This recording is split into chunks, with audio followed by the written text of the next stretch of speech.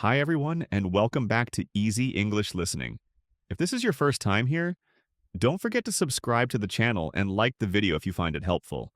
We create real-life stories to help you improve your English through natural, everyday conversations. Today, I want to share a personal story with you. It's about one of the biggest decisions I've ever made in my life, moving abroad. My name is Mark, and a few years ago, I left my home country to start a new life in a completely different part of the world. It wasn't an easy decision, and the journey wasn't always smooth, but it changed me in so many positive ways. Let me tell you how it all happened. I grew up in a small town in England. Life there was peaceful and simple. I had a good job, a loving family, and a few close friends. But deep inside, I not always felt like something was missing. I wanted more adventure. I wanted to explore new places, meet different people, and see how others live their lives. I guess you could say I had a desire for something bigger, a need to grow, learn, and challenge myself.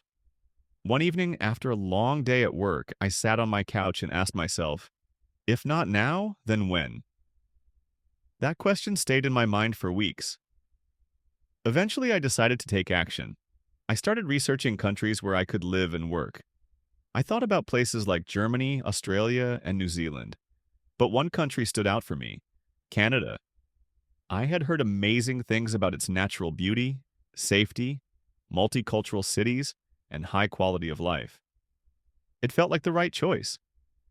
After choosing Canada, I had to go through a lot of paperwork. The visa application process was long and detailed. I had to gather documents, write motivation letters, take a language test, and wait for approval. It wasn't fun. In fact, it was quite stressful.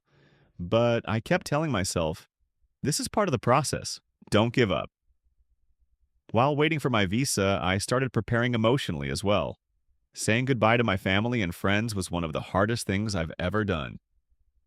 We had a small farewell party.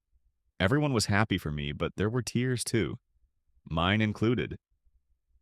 When the day of the flight finally came, I was excited but nervous. I packed 2 large suitcases and hugged my parents at the airport. I remember looking back at them one last time before walking toward the gate. I knew my life was about to change. I arrived in Toronto on a cold morning. It was snowing, which was new for me.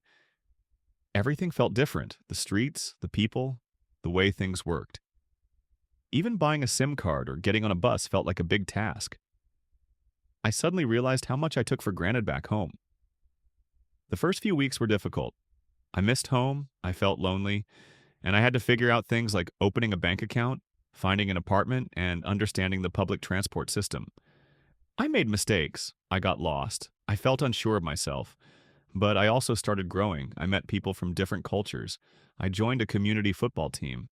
I visited beautiful places like Niagara Falls and Algonquin Park. I started learning how to adapt. Slowly, Canada started to feel like home. I learned how to cook, how to deal with the cold, and how to manage money in a new currency. I became more independent and resilient. I also began to appreciate things more deeply, like the value of a good conversation, a warm meal, or a smile from a stranger on a tough day. Living abroad taught me so much about the world and about myself. It made me realize how strong I can be when life gets hard.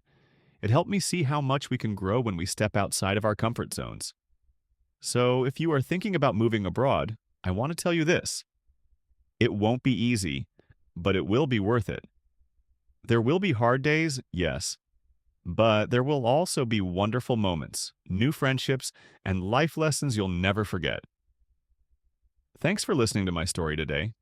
If you enjoyed it and want to hear more real-life English listening practice, don't forget to like, subscribe, and share this video with your friends.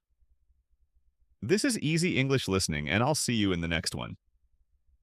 Take care and good luck on your journey, wherever it may take you.